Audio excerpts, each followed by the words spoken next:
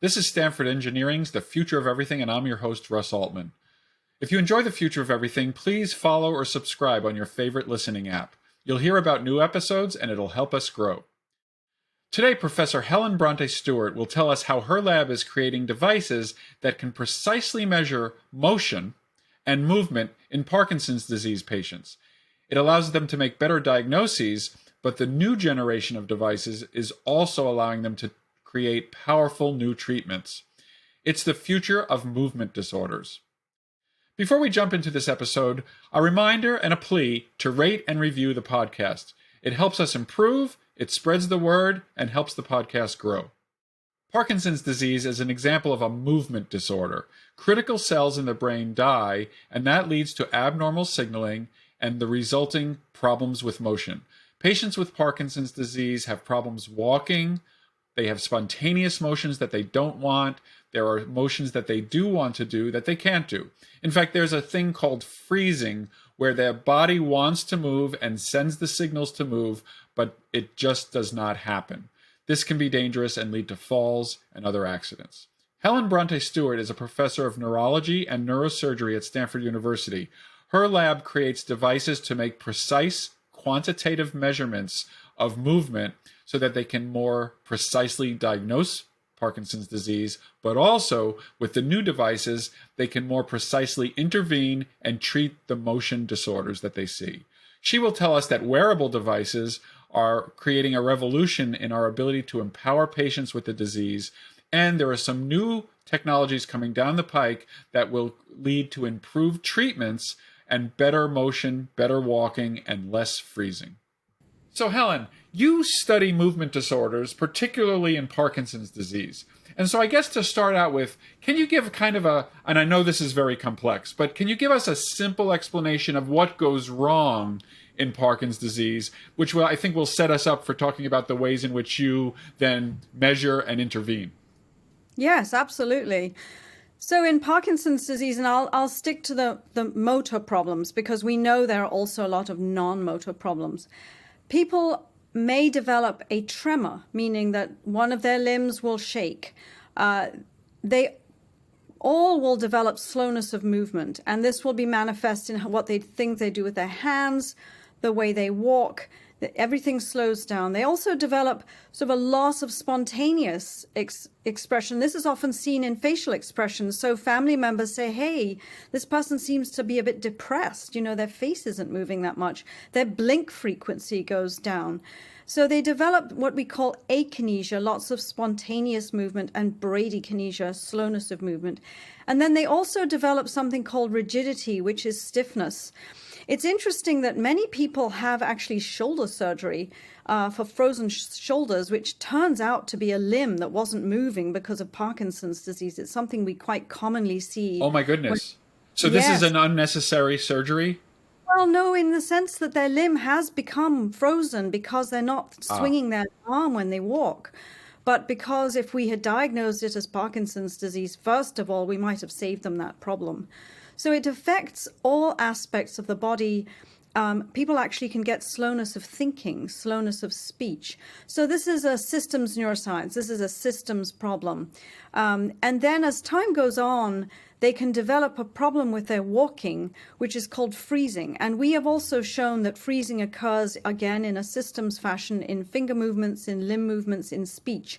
So the freezing of gait, though, obviously becomes quite problematic because you require your body weight to be over your feet to walk correctly and not fall over.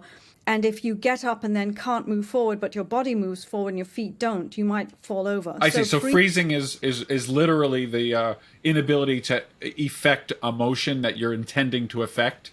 Yes, and it may happen. It often begins when you're starting a movement. So the earliest time we see it is when you're actually getting up from a chair and trying to walk.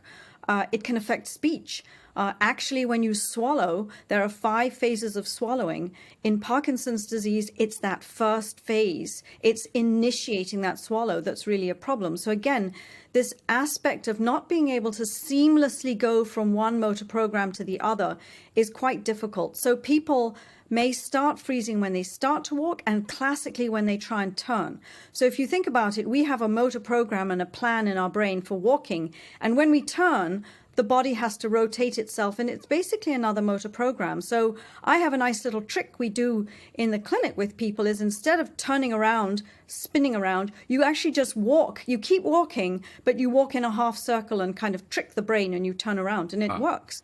So this aspect of either initiating motor programs or changing between them is the first time that you see this freezing. But unfortunately, as time goes on, even during forward walking, you begin to see the freezing. So people sometimes can't even get up and walk forward at all. They end up being frozen. So the movement problems get worse over time. But unfortunately, this new one, this freezing of motion, begins later on and gets more problematic later on. Great. So thank you. That gives us a really, and of course, people know that Parkinson's disease is a very challenging disease for the patients, and thank you for that description. So I know that you have kind of an engineering approach, and I think the next question is, tell me how you, and perhaps others, but definitely you, assess these movement disorders. I know that you're interested in not just a clinical assessment of like a doctor writing down, oh, they're having some trouble walking and they're moving slowly. Tell us about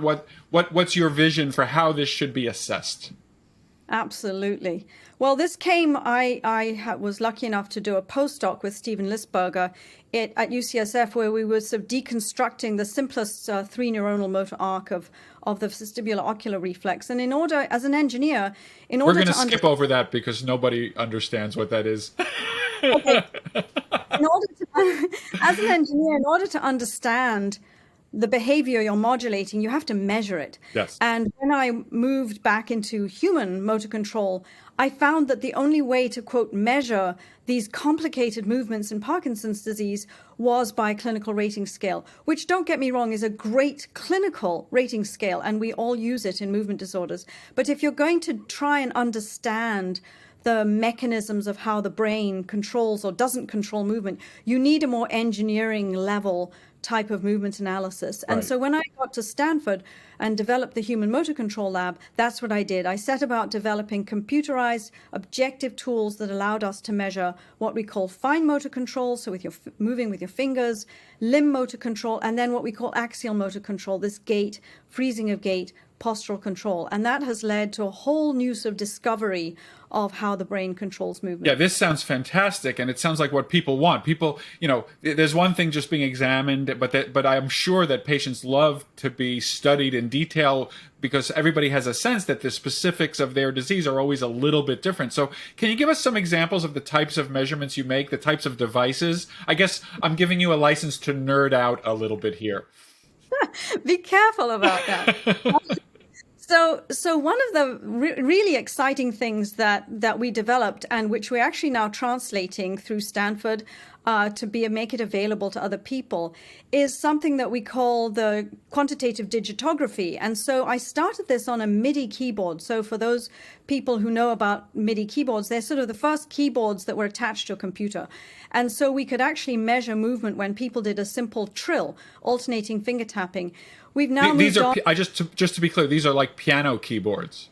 These were piano keyboards. Okay. And then we worked with Intel's digital health technology group, Andy Grove was very interested in these quantitative measures, and we built an engineered device, and now we've gone on and we've re-engineered that device. So we don't call it a piano keyboard anymore because people are getting confused about a computer keyboard, but it's very important that you can measure the amplitude and the timing. And with this little simple 30-second task, we can actually give you all the validated metrics of all those motor signs I just told you about. And they correspond to both the upper extremity and lower extremity assessments. So again, we get back to the brain, and this is systems neuroscience, so that what you measure in your fingers is actually also correlated with what's going on in your feet, i.e. your gait. Does that imply that the disease advances kind of as a whole, so that if there's a deficit in the fingers and if it gets worse, you can also assume that the feet and the other parts of the body will also have gotten worse? It's not like a patchy disease. No. And actually, that's a great question because it comes out first in the fingers. That's the canary in the mine. Perfect. And actually, The Postuma group have shown, they've looked at what we call prodromal Parkinson's disease. So people who act out their dreams actually can go on and develop Parkinson's disease. And they use this same tapping task. They actually just measured number of taps per minute. They could identify people who were going to develop Parkinsonism up to 12.9 years before they did with this finger tapping task. So we've known for quite a long time that the fingers are really, as I say, the canary in the mine. They're showing the deficit before you see it in the limbs and specifically in the gait and the balance. So that's been a great task. And then the other thing is I've been using wearables for a very long time before wearables were called wearables. So we a solid state gyroscope that measured angular velocity because I was always trained that the brain codes for angular velocity. And it's now standard of care in our operating room. It's standard of care when we do our initial programming. So now we've moved on to using the wearables, the what we call the inertial measurement units that everyone's using. Yes. And we use those in most of our tasks now. We even put them on the back of the hand when people are doing the finger tapping so that we can measure tremor and the movement of the hand. And we use it for gait, and we strap them onto the legs, and that we have 11 of those now strapped on the body where we can measure the truncal movement, the limb movement, the leg movement, etc. So everybody's what we call instrumented. Yes. And then we also developed a very cool sort of stepping in place task on these force plates that usually measure your balance. So we used that to develop one of the first measures of this funny, odd thing called freezing of gait. Yes. And then we developed a forward walking task through these barriers, which simulate situations in the normal environment that trigger freezing of gait. And so we simulated that in the clinic, because when you normally walk in these wide open spaces in the clinic, people don't freeze. And there's a big explanation for that. Maybe too complicated, but we develop these tasks now, so we now can really measure and elicit all these abnormal movements that we see in Parkinson's disease. So now we have our engineering sort of widget factory, as I call it. So now we can actually measure things like what's the brain doing, what changes when we give this therapy or that therapy, and we're now beginning to see industry and pharmaceutical companies beginning to take on mostly wearables, because those are the ones that are FDA approved right now. And they're actually beginning to use these in clinical trials, which is something I've been wanting for Fantastic. years. So let me ask a couple of follow-ups, because you just said a bunch of exciting things. The first thing is, for the keyboard, for the Trill test, is that available for clinical use, or is that mostly a research tool? So it's currently a research tool, but we were lucky enough to get one of the Catalyst Awards, and we are now working to make this what we think is going to be the first comprehensive remote monitoring system for Parkinson's. So we're hoping it will be available once FDA approved, and we're working towards that right now. And the other question is, you talked about the wearables, and I'm wondering if the consumer level wearables like the Fitbits and the Apple Watches and things like that, are they useful to you, or do you still need to have special purpose hardware for whatever reason? So Apple's done a lot of work in Parkinson's disease, and we actually did a nice study with them. They have now developed the MM4PD set of measurements. So the watch now, a company called Rune Labs has got this through the FDA as a valid measure of tremor. It can also measure one of the complications of medication, which is what you call dyskinesias, involuntary movements. But the other thing that this Health Kit and Health App has in Apple, in the watch, is you can put your phone in your pocket. You can actually measure gait as well, and you can measure some of this with the watch. So many of us who are developing and moving some of these other widgets through the FDA, we're currently planning to access some of these other measures so that the person can get a overall comprehensive measure of their movement, both with something like our task, which you do, it's an active task, or a passive wearable. And there are pros and cons to both. So I see this as a really exciting complementary landscape that will help people really be able to, like Fitbit, like Whoop, really understand what's going on with their disease. And we've had feedback from some patients saying, I really want to see what happens when I change my diet. Yes. And this is so exciting because it really engages people to take care of themselves, to really have agency in what's going on, instead of these every 3 to 6 month visits with the neurologist. I can see so clearly that if they think they're getting better and then they can test it it themselves, that really gives them an empowerment as a patient. So I wanted to go to something else. There's so much here, but I know that you're very interested in correlating measurements of the motor behavior that you make with what's going on in the brain. And I know you've invented some ways to do that. So can you tell us about that? Yes, so my goal was always trying to understand how the brain controls movement, and one of the ways you can do that is when movement is not going very well, you can ask those questions and then sort of reconstruct what might be normal code. So we wouldn't be able to do this unless we had what's called deep brain stimulation. We implant chronic stimulating leads, which have 4 or 8 electrodes on each lead, into the deep structures of the brain. And that is a wonderful therapy for Parkinson's disease, dystonia, tremor. Now we're looking at other neuropsychiatric diseases. But one of the advantages for that for research is we can now access the brain signaling in these motor pathways deep in the brain, which of course we wouldn't normally do in a human subject. And in monkeys or rodents, you can only do this sort of train them on a specific movement. Right. What happens with humans is you can ask them to do a very complicated movement. Now that we've got our widget factory set up, so we have nice, analyzed, validated, reproducible metrics of movement, we can now synchronize the recordings in the brain to those kinematic measures. Now, we would only be able to do this in the operating room until the first, what we call sensing neurostimulators were developed by Medtronic. And so we very early on were lucky enough to be able to use these in a research fashion. And now in our lab, we could have synchronized neural and kinematic signals in people doing complicated movements, such as that stepping in place, walking freely, doing the movements with their upper limbs, doing the keyboard test, the quantitative digitography.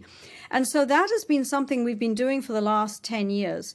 And that actually then allows you to determine what are the neural and the kinematic signals relevant to the pathological motor behavior, the abnormal movements. And then what's really interesting is we call it a deep brain-computer interface. Instead of taking normal neural code, which is what the brain gate and the BCIs and the cortex do. BCI is a brain-computer interface.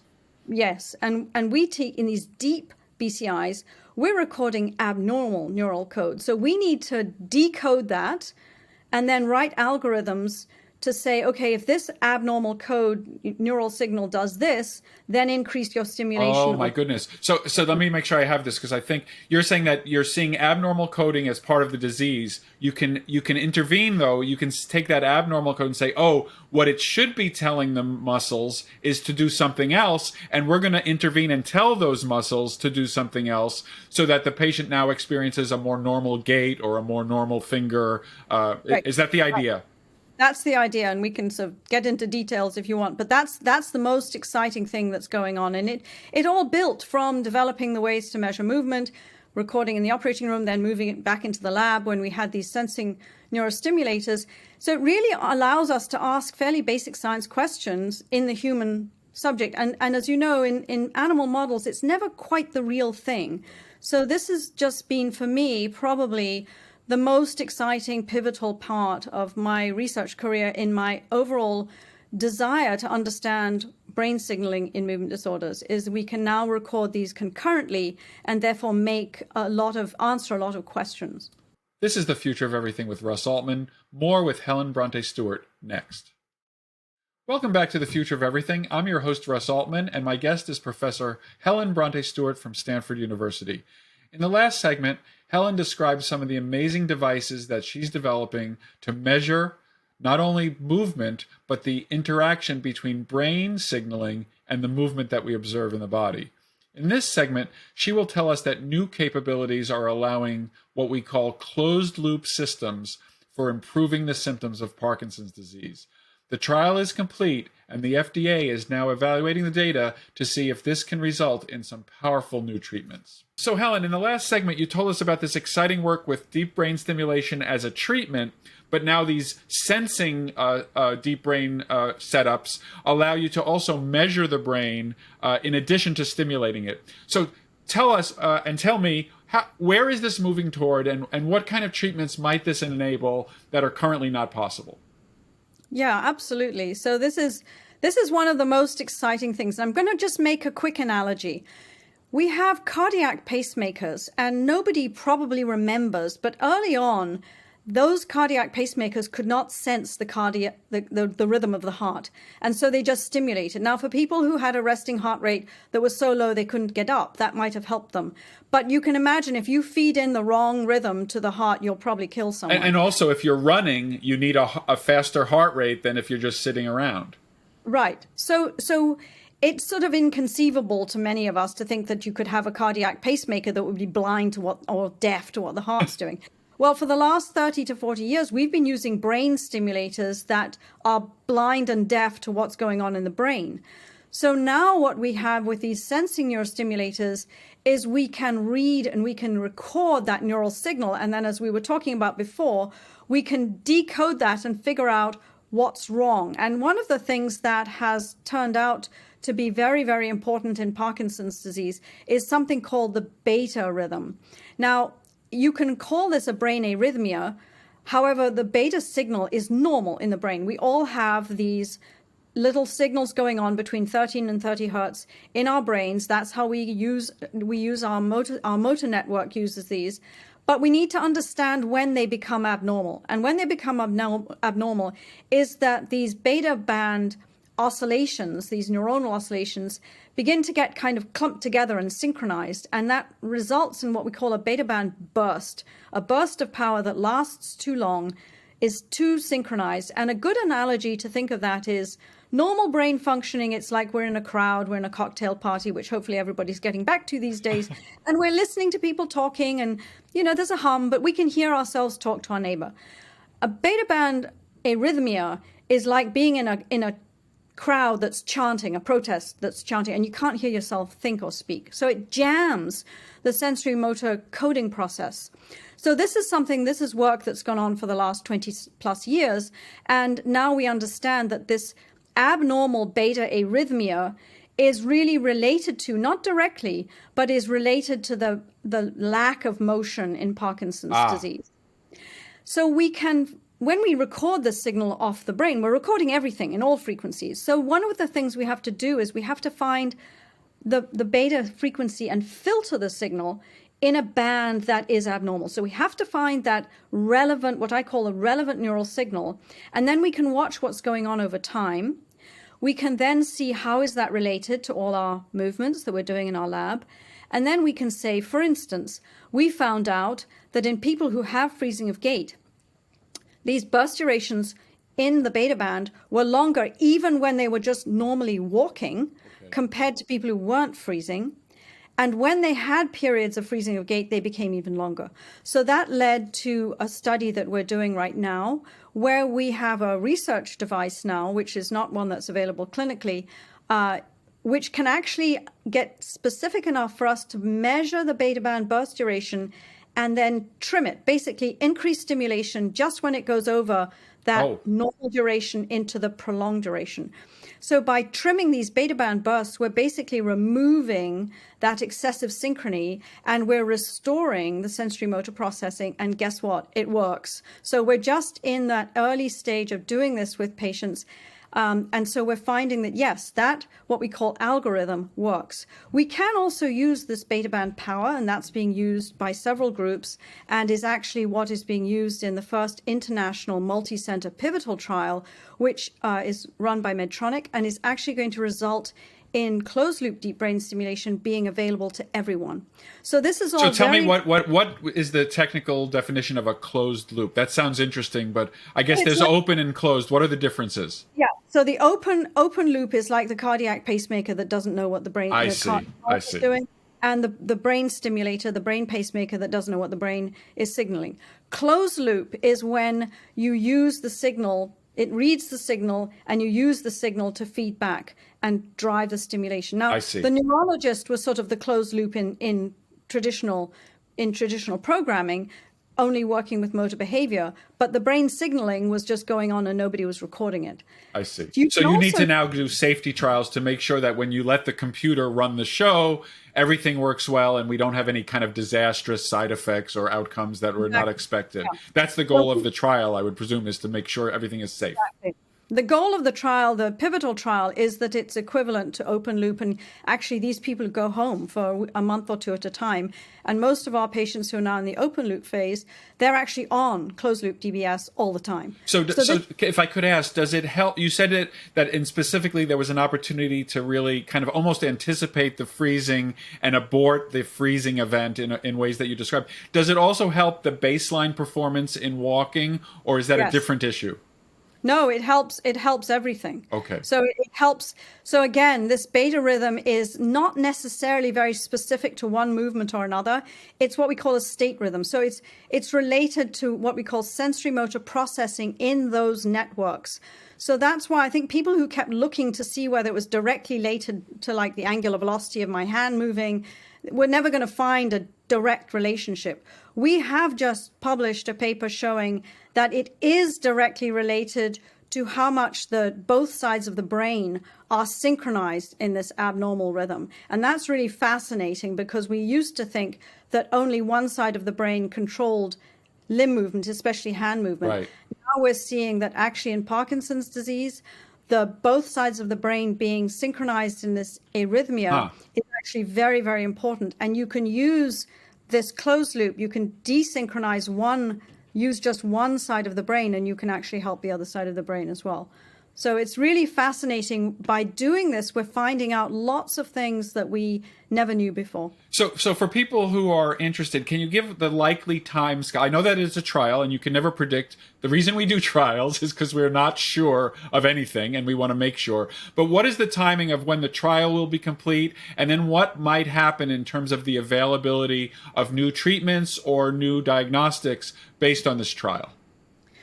So this trial is complete. And the data, Medtronic are hoping to send the data to the FDA at the end of this year.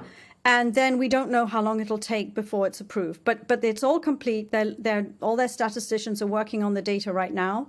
We're presenting a few methods, a few methods-related publications in meetings, but we can't present the overall results until it's through the FDA. So I wanted to mention that one of the other exciting things is that deep brain stimulation is now being used for other problems, such as obsessive compulsive disorder, depression, and we are very interested in actually the cognitive impairment that occurs in Parkinson's disease because there is a motor correlate. So we're primarily a motor lab, but we've now expanded into looking at what we call the cognitive motor syndrome. And what's interesting there is now we're working with one of the other companies, Boston Scientific, to do new forms of deep brain stimulation. Currently, this will be open loop, but they're going to use different patterns of stimulation. So I think we've talked about sensing and using the brain signals to help us provide better treatment. But I think one of the great things to come is understanding signaling so that you don't just use the same signal, the same stimulation parameters for every problem. So this study will actually have the subthalamic nucleus, the stimulators implanted for the motor signs in Parkinson's, and we'll have a new target also implanted in the brain where we'll use basically an hour of stimulation a day, just pulsing it. And I think this is one of the Brain Initiative grants, and it's really exciting working with the FDA, the NIH, an industry partner, and academia, because I think this has really moved this field forward faster than we would have done in the past, where it would have just been academia. So I'm very excited that we're going to be able to get all these new ideas, stimulation patterns, sensing. There are more rhythms than just the beta rhythm involved in, say, cognition and mood. And this is where I see the future going in neuromodulation, is that we'll have a much wider range of diseases we can help people with, and we'll have different targets and different patterns of stimulation. It is incredibly exciting. And so for my last question in the last kind of 30 seconds, a lot of this depends on having an implantable deep brain device. And I'm wondering, first of all, is the bar going to get lowered for who should have these devices? As the power of the devices increases, the risk-benefit trade-off might decrease or change in such a way that we're putting in more deep stimulators because of the great opportunities. So I guess that's the first question is, are we going to lower the bar and are we going to see more of these implants? Secondly, is there anything on the horizon for non-invasive use of these ideas? Right. And yet the answer to that is yes. So I'm not sure I'd say lower the bar. I'd say that, for instance, in epilepsy, we're quite used to putting in multiple depth electrodes to find out where the source of the seizures are coming from. We now can do this also in people, especially in children who may have complicated dystonias. Multiple leads may be in place temporarily, and that then guides where the stimulation leads are being placed. Many of us are using more than 2 leads now. So I think there will be more leads placed, safely, obviously. There will be a better idea of who's a good candidate for this. And there are already non-invasive patterns of non-invasive stimulators, such as transcutaneous magnetic stimulation, which is being used for depression and various other disorders. And one of the issues is, again, I think issues like depression and cognition, they involve our cortex. It's really important to take the stimulator to where the nodes of the networks are. And so in depression, it's very understandable that you could use a non-invasive device. There may be some non-invasive devices over the cerebellum that we haven't really worked with too much. There may be invasive devices in the cerebellum. So you need to understand where the nodes of these networks are. And that's why we go deep in Parkinson's disease for the best treatment. But yes, there are a bunch of non-invasive ways to stimulate the brain that look very promising. Thanks to Helen Bronte-Stewart. That was the future of movement disorders. If you enjoy the podcast, please consider subscribing or following it on your favorite app. That way, you'll never be surprised by the future of anything. Maybe tell your friends about the podcast as well, and definitely rate and review it. It will help us improve, and it will help us grow our listenership. We have more than 200 episodes in our archives, so consider checking them out so you can get a full sense of the future of everything. You can connect with me on Twitter at @RBAltman, and you can connect with Stanford Engineering at Stanford ENG.